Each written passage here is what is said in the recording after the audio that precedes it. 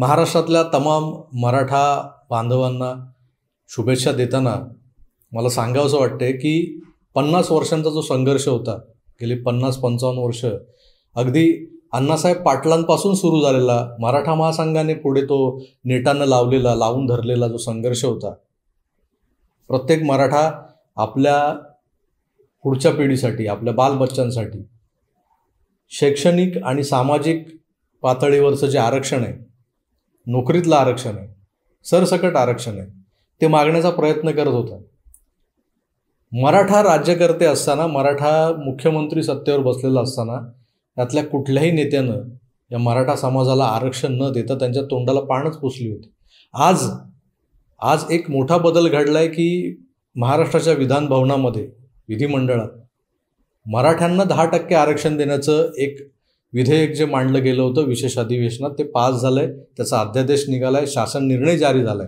याचा अर्थ आजपासून तुम्हा आम्हा मराठ्यांना 10% मराठा म्हणून आरक्षण मिळालेलं आहे. आपण ना कुणबीमध्ये गेलोय ना ओबीसीमध्ये गेलो.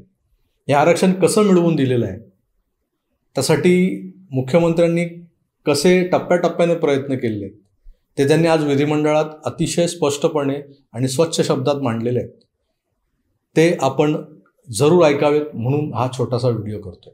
आता यापुढे मुख्यमंत्र्यांचं विधिमंडळातलं ते भाषण, छोटेखानी भाषण आपण ऐकणार. सभापती महोदया,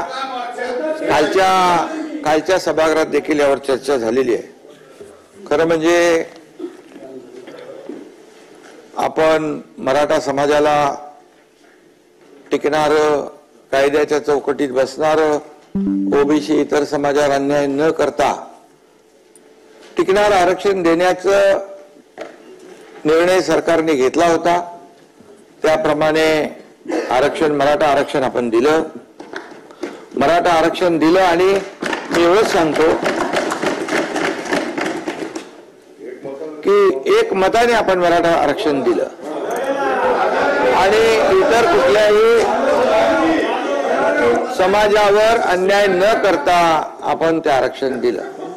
आता मी एवढंच सांगतो, आपण बैठक घेतली होती एकदा सह्याद्रीमध्ये सर्व पक्षीयांची, बरोबर ना, आणि त्या बैठकीमध्ये एक मताने आपण निर्णय घेतला होता की मराठा समाजाला न्याय मिळाला पाहिजे. मी थोडा पार्श्वभूमी जी आहे ती सांगू इच्छितो. आणि त्याप्रमाणे सर्व पक्षाचे नेते आणि आपण एक मताने ठरवलं की इतर कुठल्याही समाजाला धक्का न लावता आपण मराठा समाजाला आरक्षण द्यायचं. ते आरक्षण आपण दिलं. आता आरक्षण दिल्याबरोबर हे आरक्षण टिकणार नाही अशा प्रकारची चर्चा बाहेर सुरू केली. खरं म्हणजे दुर्दैवी आहे. जर आपण आणि यामध्ये आरक्षण टिकणार नाही याची कारण आहेत कोणाकडे, तर कारण नाहीत, पण आरक्षण टिकणार नाही. माझं सभापती महोदया या सभागृहाला देखील सांगणं आहे की गेल्या अनेक वर्ष मराठा समाज आरक्षणासाठी मागणी करत होता. अनेक आंदोलनं झाली, 56 मोर्चे, लाखांचे मोठे मोर्चे या मुंबईमध्ये झाले, अतिशय शांततेने झाले आणि ते मोर्चे शिस्तबद्ध पद्धतीने झाले. त्या मोर्चाची कोणी टिंगल चेष्टा केली हा विषय मी आज बोलत नाही, परंतु एवढ्या शिस्तीने मोर्चे निघालेले संपूर्ण देशाने, जगाने पाहिले. आणि मराठा समाज संयमी आहे, मराठा समाज शिस्तीने वागणारा आहे, अशा प्रकारचे त्यांच्या त्या मोर्चांमधून त्यांनी स्पष्ट करून दिलं. आता या आरक्षण देत असताना मनोज जरांगे पाटील यांनी मराठवाड्यातल्या कुणबी प्रमाणपत्र ज्यांच्या नोंदी जुन्या आहेत त्यांना कुणबी दाखले मिळत नाहीत अशा प्रकारची मागणी केली. मी आपल्याला सांगू इच्छितो सभापती महोदया, जवळपास संपूर्ण या आपल्या राज्याची यंत्रणा, मराठवाड्याची यंत्रणा कामाला आपली लागली. प्रत्येक जिल्ह्यामध्ये एक विशेष कक्ष स्थापन केला. 2-2.5 लाख लोक काम करत होते आणि ज्या नोंदी सापडत नव्हत्या त्या सापडू लागल्या. ज्या नोंदी, त्याचा कायदा होता पूर्वीपासून, मराठा समाजाच्या नोंदी असतील तर त्यांना प्रमाणपत्र मिळालं पाहिजे, 1967 पूर्वीच्या. ते आम्ही सुरू केलं. त्यानंतर आणखी त्यापुढे जाऊन आपण जस्टिस शिंदे समितीला हे काम दिलं. जस्टिस शिंदे समिती इतक्या म्हणजे बारकाईने त्याच्यावर काम करत होती की मनोज जरांगे पाटील स्वतः म्हणाले की जस्टिस शिंदे समितीचं काम अतिशय उत्तम आहे आणि यांना आणखी आपण मुदतवाढ दिली पाहिजे. मग तेलंगणा, हैदराबाद या ठिकाणचे देखील जी काही रेकॉर्ड्स आहेत जुनी, ते रेकॉर्ड जसं जसं ते सांगत गेले तसं तसं आपण त्या ठिकाणी करत गेलो, हे मी मुद्दाम सांगतो. आणि पूर्णपणे सरकारने मराठा समाजाला न्याय कसा मिळेल या बाबतीमध्ये भूमिका घेतली. भूमिका घेत असताना जरांगे पाटील यांनी पहिलं कुणबी नोंदी ज्या जुन्या आहेत तो कायदा आपला आहे, 2000चा कायदा आहे, 2012चे रूल्स आहेत, 1967 पूर्वीचे जे काही दाखले आहेत, नोंदी आहेत, त्यांना आपण रक्त ब्लड रिलेशनला यामध्ये आपण द्यायचा निर्णय घेतला, त्याप्रमाणे प्रमाणपत्र देऊ लागलो. त्यानंतर मनोज जरांगे पाटील यांनी दुसरी मागणी या ठिकाणी केली की सरसकट पाहिजे. सरसकट हे आरक्षण प्रमाणपत्र हे देताच येणार नाही. त्यांना सांगितलं कायदेशीर हे टिकणार नाही, कायद्याच्या कसोटीवर टिकणार नाही. अनेक लोक कोर्टात गेले होते, त्यांचे सहकारी देखील कोर्टात गेले होते, परंतु कोर्टाने ते फेटाळलं, रिजेक्ट केलं. आणि म्हणून आम्ही त्यावेळेस असं इतिहासात पहिल्यांदा झालं, 3 निवृत्त न्यायाधीश आम्ही तिकडे पाठवले आणि त्यांना ज्या काही चर्चा होती ती चर्चा केली. त्यानंतर मग दुसरा विषय आला, हे गेल्यानंतर मग सरसकट नंतर सगळे सोयरीचा विषय आला. त्याच्यानंतर मराठवाड्याची व्याप्ती सोडून अख्ख्या राज्याला तुम्ही कुणबी प्रमाणपत्र द्या, कुणाची मागणी नव्हती. त्यांचं म्हणणं होतं आम्हाला मराठा आरक्षण पाहिजे, इतर लोकांना मराठवाड्यामध्ये कुणबी प्रमाणपत्र पाहिजे, हे मिळत नव्हते, ते मिळू लागले.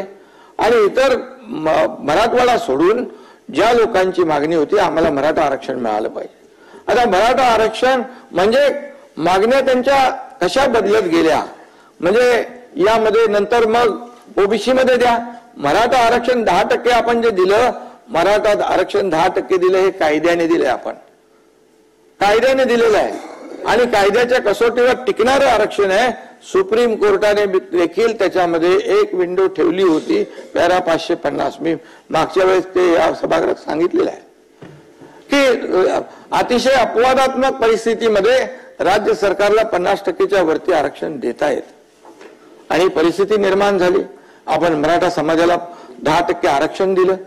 10% आरक्षण देताना सगळ्या बाबी विचारात घेतल्या. त्या सगळ्यामध्ये मराठा समाज जसं सुप्रीम कोर्टाने, मी पुन्हा एकदा सांगतो, सुप्रीम कोर्टाच्या मनामध्ये संभ्रम असता कामा नये, दिलेलं आरक्षण टिकणार आहे. सुप्रीम कोर्टाने जे ऑब्झर्वेशन नोंदवली होती, मराठा समाज फॉरवर्ड आहे. बापट कमिशनने फॉरवर्ड दाखवला, मग त्यांनी म्हटलं गायकवाड कमिशनने या अहवालामध्ये बॅकवर्ड दाखवलं. आहे कसं काय होऊ शकतं? मराठा समाज हा फॉरवर्ड आहे, मग तुम्ही पहिले त्याला बॅकवर्ड सिद्ध करा. सोशली आणि एज्युकेशनली बॅकवर्डनेस त्याचं सिद्ध करा. तुम्ही आयोग नेमू शकता, आयोगाचा अहवाल घेऊन तुम्ही कोर्टासमोर येऊ शकता. या सगळ्या बाबी सुप्रीम कोर्टाने निर्णय देताना त्यामध्ये मांडलेल्या आहेत. त्रुटी ज्या मांडल्या, या सगळ्या त्रुटी आणि सगळ्या बाबी आम्ही मागासवर्ग मराठा मागास समाज जो आपला मागासवर्ग आयोग जो आहे त्या आयोगाला या सगळ्या टीवार दिल्या आणि त्यामध्ये पूर्ण डिटेल अगोदरचा सर्वे, सॅम्पल सर्वे होता.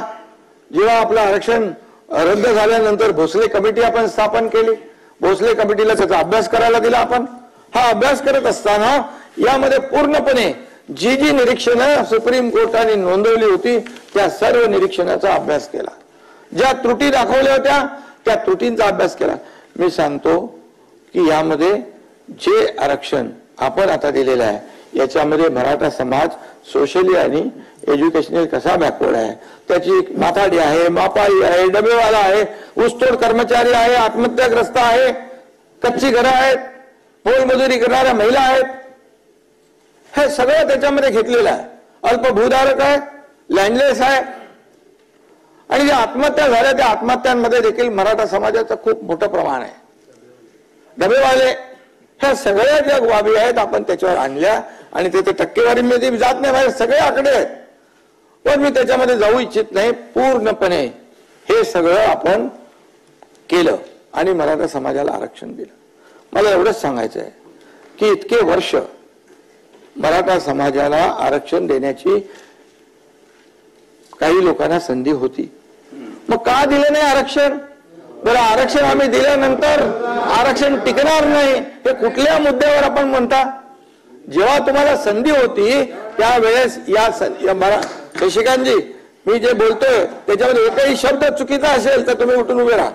आणि म्हणून मी सांगतो की मराठा समाजाला आरक्षण देण्याची संधी होती. मराठा समाज हा मागास आहे हे माहिती असताना देखील त्याला आरक्षण दिलं नाही. त्याला आरक्षणापासून वंचित ठेवलं. त्यांच्या मराठा समाजावर त्यांच्या जीवावर अनेक नेते मोठे झाले, परंतु त्यांना वंचित ठेवलं हे देखील मी या ठिकाणी सांगू इच्छितो. आणि हा एकनाथ शिंदे या मराठा समाजाला आरक्षण देण्यासाठी जाहीर छत्रपती शिवाजी महाराजांची शपथ घेतो. कोणी धाडस दाखवलंय? मला सांगा. मी दाखवलंय. माझी भूमिका प्रामाणिक आहे आणि मी जे बोलतो ते करून दाखवतो. खोटं आश्वासन बिलकुल देणार नाही. आणि मी सांगितलं ओबीसी समाजाचं आरक्षण इतर समाजाच्या आरक्षणाला धक्का न लावता हे आरक्षण देणार. त्याप्रमाणे आमचं सगळं काम चालू होतं आणि त्यामुळेच मी ते बोललो. आणि त्याच्यानंतर त्याच्यापूर्वी इतक्या वर्षामध्ये आता आपण जेव्हा देवेंद्रजी मुख्यमंत्री होते त्यावेळेस देखील मराठा समाजाला आरक्षण आपण दिलं. आम्ही होतो चंद्रकांत दादा कमिटीत होते, आम्ही सगळ्या कमिटीमध्ये होतो. आणि त्यावेळेस देखील ते दिलेलं आरक्षण हायकोर्टमध्ये टिकवलं. सुप्रीम कोर्टामध्ये देखील जोपर्यंत सरकार होतं, मुख्यमंत्री देवेंद्रजी होते, आम्ही सगळे होतो, तोपर्यंत ते आरक्षण रद्द झालं नाही. ही वस्तुस्थिती मी सांगतोय तुम्हाला. ज्या पद्धतीने आरक्षण तिथे कोर्टामध्ये त्या बाबी मांडायला पाहिजे होत्या, जे पुरावे द्यायला पाहिजे होते, जे ट्रान्सलेशन करायला पाहिजे होतं, ज्या बाबी कोर्टासमोर आणायला पाहिजे होता, 2008 नंतर बापट कमिशनने जे निकष लावले होते, 2008 नंतर बदललेली परिस्थिती कोर्टासमोर विशद करायला पाहिजे होती. ह्या सगळ्या गोष्टी आणि त्याचं बॅकवर्डनेस जे आहे हे पूर्णपणे कोर्टासमोर मांडण्याची आवश्यकता होती. दुर्दैवाने ते झालं नाही. आणि म्हणून मी एवढंच सांगतो की ते टिकलं नाही. आणि मग तेव्हा कोर्टाने निर्णय दिला, त्या निर्णयाच्या अनुषंगाने आपण या सगळ्या आणि मराठा समाजाला आरक्षण देण्याबद्दल देवेंद्रजींच्या मुख्यमंत्री पद असताना आम्ही दिलं. मग असं असताना आता हे दिलेलं आरक्षण कसं टिकलं पाहिजे आपण सगळ्यांनी मिळून एकमताने केलेलं आहे. मग त्याच्यावर शंका निर्माण करण्याचं कारण काय? म्हणजे समाजामध्ये संभ्रम निर्माण करणे, समाजामध्ये अस्वस्थता निर्माण करणे हा हेतू आहे का कोणाचा? मग मी सांगतो की या सर्व तुमच्याकडे बोलणाऱ्यांकडे काही हे आहेत, कारण आहेत की हे कसं टिकणार नाही ते तरी सांगा. मग आम्ही त्याच्यावर उत्तर देतो. ही पुरेपूर काळजी आम्ही घेतली. याच्यामध्ये सगळं त्यात कुठल्याही कोर्टामध्ये आता कोणी चॅलेंज केलं तरी सुद्धा कोर्टाला त्याची बाजू आम्ही मांडू. आणि कोर्टाने देखील म्हटलंय की 102 प्रमाणे आपल्याकडे नव्हतं, 105 प्रमाणे आपल्याकडे अधिकार आले आणि आपल्या अधिकाराचा एक्सेप्शनल आणि एक्स्ट्रा ऑर्डिनरी सर्कमस्टन्स मध्ये आपण हा निर्णय घेऊ शकतो. हा अधिकार आपला आहे आणि आपण तो एकमताने घेतलेला असताना अशा प्रकारे आणि मराठा समाजाला आपण सारथी कोणाच्या कारकिर्दीत सुरू झाली? देवेंद्रजींच्या. अण्णासाहेब पाटील आपण सुरू केलं, त्या 10 लाखाचं 15 लाख केलं. सारथीची शिष्यवृत्ती, सारथीचे कोर्सेस वाढवले. आपण सारथीला मजबूत केलं. ज्यांना हॉस्टेल आहेत त्यांना हॉस्टेलची व्यवस्था, ज्यांना हॉस्टेल नाही त्यांना निर्वाह भत्ता वाढवून दिला सभापती महोदय. ग्रामीण भागातला आणि शहरी भागातला तो वाढवला. दादा बरोबर आहे. आपण 6,000 केले, वर्षाचे 60,000 बरोबर. आणि म्हणून आणि आपण त्याही वेळेस सांगितलं मराठा समाजाला ओबीसी प्रमाणे सगळे सवलती मिळतील. आणि हे सगळं करत असताना आज आणि अधिसंख्य पद जे मराठा समाजाला जे आरक्षण रद्द झालं ज्यावेळेस सुप्रीम कोर्टात, आणि या दरम्यान ज्यांचं सिलेक्शन झालं होतं जवळपास 4,500 ते 5,000 लोक, कोणी त्यांना हात लावत नव्हतं. मी सांगितलं मी फेस करेन, त्यांना नियुक्त्या द्या. 5,000 लोक तिथं काम करतात. त्याचबरोबर मॅट मध्ये काही 500 लोक गेले, एमपीएससी आणि इतर लोक मॅटमध्ये गेल्यानंतर हायकोर्टामध्ये एजी आणि आपल्या सर्व वकिलांना सांगितलं यांची बाजू लावून धरा, त्यांना देखील हायकोर्टाने त्यांच्या बाजूने निकाल दिला, ते 500 लोक कामाला लागले. हे प्रामाणिकपणे आपण केले, सरकारने प्रामाणिकपणे करत असताना या ठिकाणी अशा प्रकारचं बघा. मनोज जरांगे पाटील हा प्रामाणिकपणे मराठा समाजासाठी आंदोलन करत होता, त्याची राजकीय काही पार्श्वभूमी नव्हती. मी स्वतः गेलो तिथे, स्वतः गेलो, एकदा नाही 2 वेळा गेलो. कुठला मुख्यमंत्री जातो आपला सगळा प्रोटोकॉल बाजूला ठेवला, सगळे एवढ्या मोठ्या मॉब मध्ये मी गेलो स्वतः. शशिकांत शिंदे तिकडे होते, एवढ्या सगळ्या मॉब मध्ये असताना देखील मी तिकडे गेलो.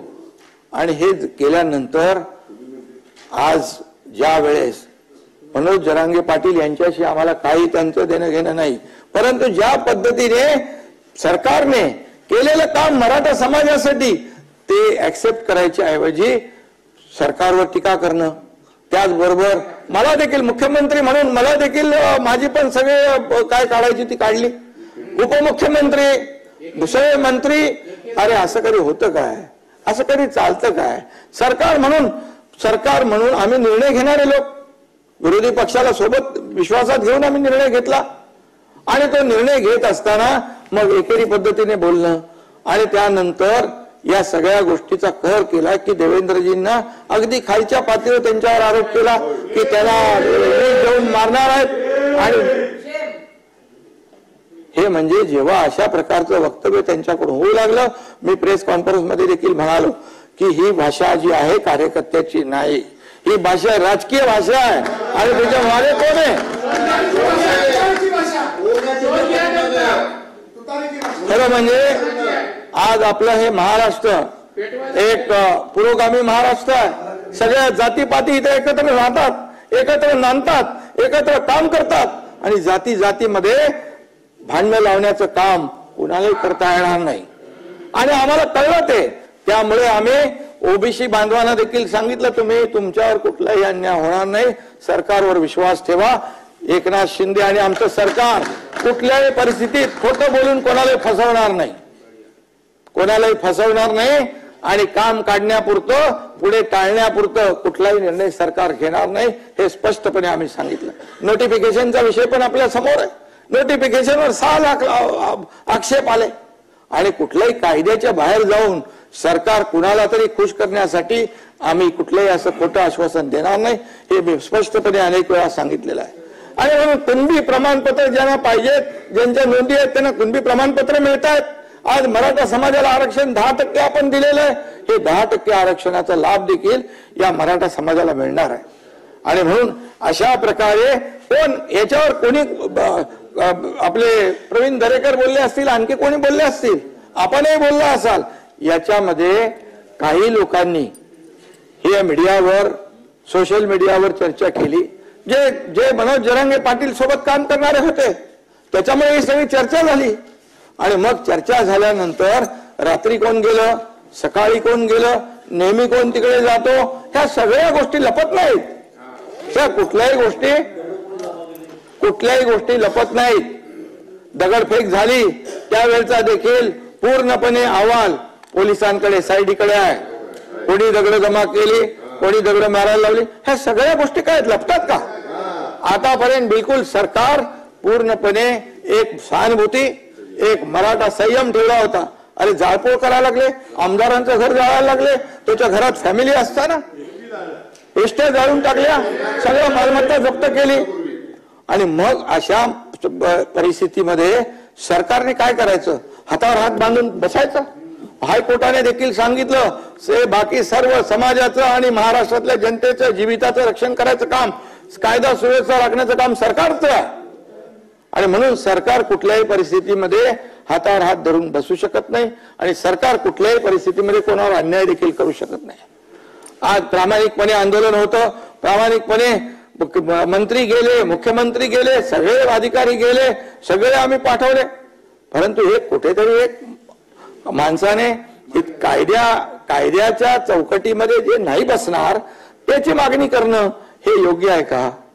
आणि म्हणून ज्या गोष्टी बाहेर येतात आणि देवेंद्रजींना हे करणं, आता कोणीतरी म्हणालं अंबादास तुम्ही म्हणालात की मुख्यमंत्र्यांच्या बद्दल ते बोलत नाहीत, ह्यांच्याबद्दल बोलतात, म्हणजे आमच्यामध्ये काही दुपारी होणार नाही, कारण माझ्याबद्दल पण बोललेला आहे तो, आणि जरी नसेल बोलला तरी सुद्धा सरकार म्हणून आमची कलेक्टिव्ह जिम्मेदारी आहे, कलेक्टिव्ह जबाबदारी आहे.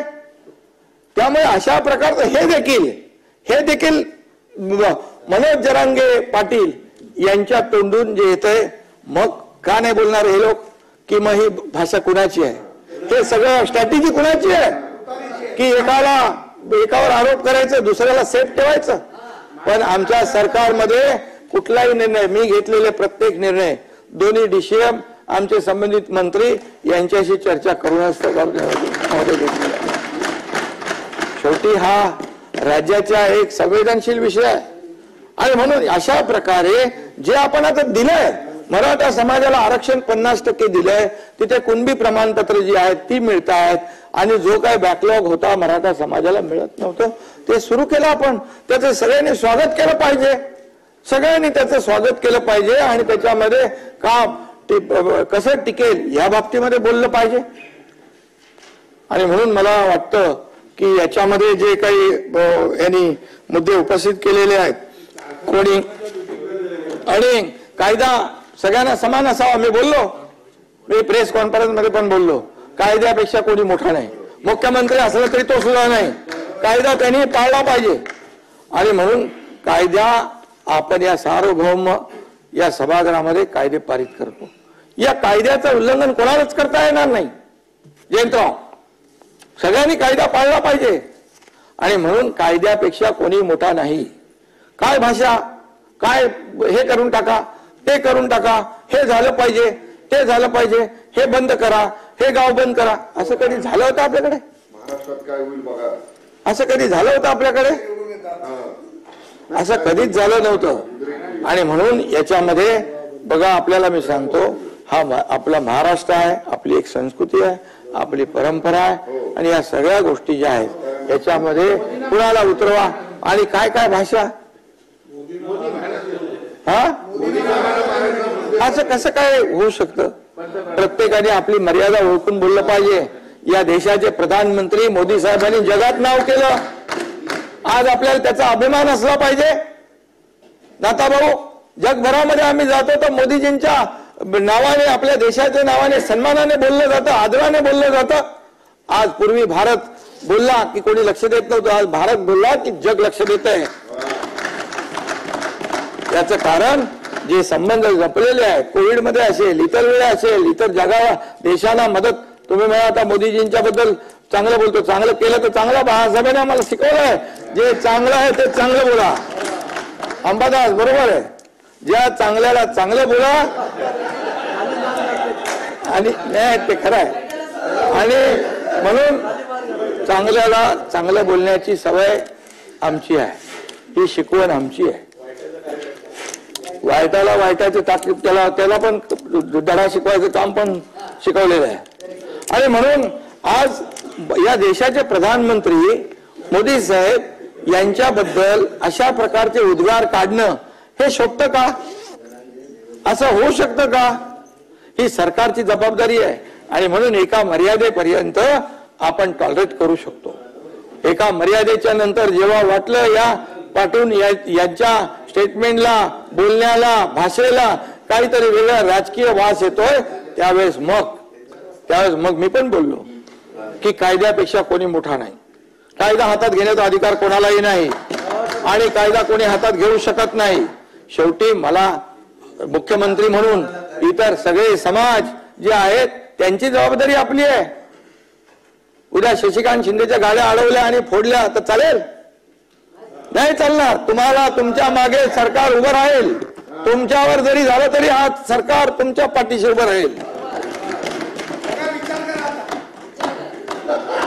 आणि मी सांगतो पुन्हा एकदा, जे मी जाहीरपणे शपथ घेतली तिथं मराठा समाजाच्या ऐवजी दुसरा कुठलाही समाज असता तर त्यासाठी देखील या एकनाथ शिंदेने ती शपथ घेतली असती.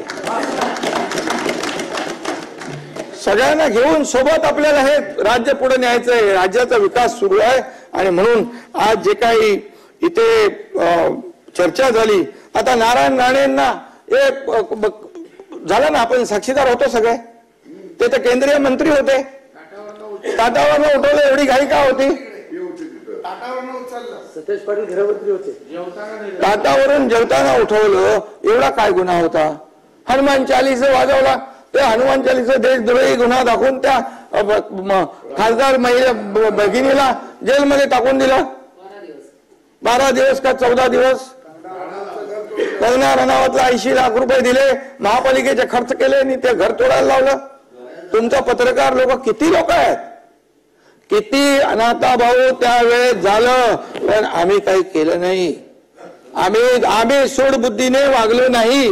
आणि म्हणून आता माझं एवढं म्हणणं आहे की जे काय आहे ही वस्तुस्थिती जी आहे ही समोर आली पाहिजे. चौकशी त्याची आपण मागणी केलेली आहे. त्या बाबतीमध्ये जे जे काही, आता मी डिटेल त्याच्यावर बोलत नाही, SIT आपण त्याच्यामध्ये नेमू आणि SITच्या माध्यमातून जे जे काय आहे ते सत्य जे आहे ते सत्य बाहेर येईल, त्याची चौकशी होईल आणि दूध का दूध पाणी का पाणी व्हायला पाहिजे. परंतु मी एवढं सांगतो, कोणालाही यामध्ये सूडबुद्धीने आकस्पोटी कुठलीही कारवाई कोणावर केली जाणार नाही. परंतु विरोधी पक्षाने देखील या मराठा आरक्षणामध्ये कुठपर्यंत आपण सहकार्याची भूमिका किंवा विरोधाची भूमिका किंवा राजकारणाची भूमिका घ्यावी हे ठरवलं पाहिजे. कारण हे आपण एकमताने निर्णय घेतलेला आहे, हे मी पुन्हा एकदा आपल्याला सांगू इच्छितो. आणि म्हणून माझी सगळ्यांना विनंती आहे की यामध्ये ज्या पद्धतीने कुणी माणूस असेल तो खालच्या पातळीवर बोलू लागला, जर एकेरी भाषेत बोलू लागला, खोटे नाटे आरोप करू लागला, तर त्याला बिलकुल पाठीशी कोणी घालता कामा नये. आणि म्हणून ज्या देवेंद्र फडणवीसांनी जे आरक्षण पूर्वी दिलं होतं ते मराठा समाजाच्या हितासाठी दिलं होतं, मराठा समाजाच्या ते विरोधात नाहीत. आणि म्हणून मराठा समाजाच्या विरोधात ते कसे आहेत हे दाखवण्याचा केविलवाना प्रयत्न कुणी करू नये. या महाराष्ट्रातली जनता सुज्ञ आहे आणि सरकार म्हणून आम्ही एकत्र बसून हा निर्णय घेतलेला आहे. त्यामुळे माझी सगळ्यांना विनंती, याच्यामध्ये राजकारण कृपया न आणता एकमताने केलं ना. अरे भाई, एकमताने केलं, एकमताने केल्यानंतर बोलू लागले, हे टिकणार नाही. हे कसं टिकणार? हे टिकणार नाही. अरे का टिकणार नाही त्याची कारण द्या. का टिकणार ते आम्ही सांगतो. हा सगळं पूर्ण आम्ही दिलेलं आहे. त्याच्यामध्ये 2.5 कोटी लोकांचा सर्वे केलेला आहे, एक्सटेन्सिव्ह केला आहे, सॅम्पल नाही, डिटेल मध्ये भाई केलाय. 4 लाख लोक काम करत होते डे नाईट. आणि म्हणून कधीच झालं नव्हतं अशा पद्धतीने ते आपण केलं. त्यामुळे याचं स्वागत केलं पाहिजे, समाधान मानलं पाहिजे. हे असं आरोप प्रत्यारोप करून राजकीय भाष्य करून कुणालाही काही साधता येणार नाही. उलट मराठा समाजासाठी जे सरकारने केलंय, मराठा समाजाला पूर्ण त्याची जाणीव आहे. आणि म्हणून माझी आपल्या सगळ्यांना विनंती आहे, या विषयावर कृपया राजकारण करता कामा नये. धन्यवाद. मित्रो, ऐकलं, एकनाथ शिंदे नावाचा मराठा जो छत्रपती शिवरायांची शपथ घेतो, जाहीर सभेमध्ये शपथ घेतो आणि सांगतो की मी माझ्या मराठा बांधवांना त्यांच्या हक्काचं आरक्षण मिळवून देईल.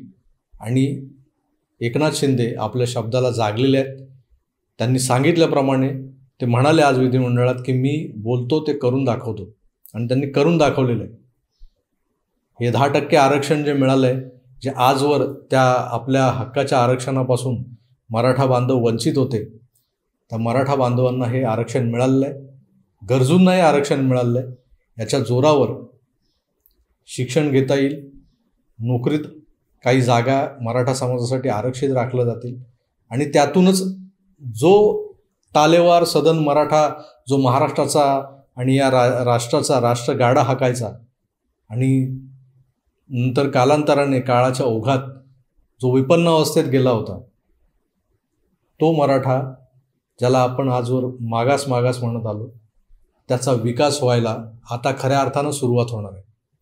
आणि या विकासाला चालना मिळवून देण्याच्या कल्पनेला खतपाणी घालणाऱ्या भारतीय जनता पक्षाच्या नेत्यांचं म्हणजे देवेंद्र फडणवीस यांचंही मी अभिनंदन करतो. कारण त्यांनी गेल्या सत्ता काळामध्ये 2014 ते 2019 या त्यांच्या कार्यकाळामध्ये या आरक्षणाची मुहूर्तमेढ रोवली होती. आणि त्याच मंदिराचा जो कळस आहे तो एकनाथ शिंदे साहेबांनी आज चढवलेला आहे. या जोडगोळीचा महाराष्ट्र आणि हा मराठा बांधव आयुष्यभर ऋणी राहील. धन्यवाद.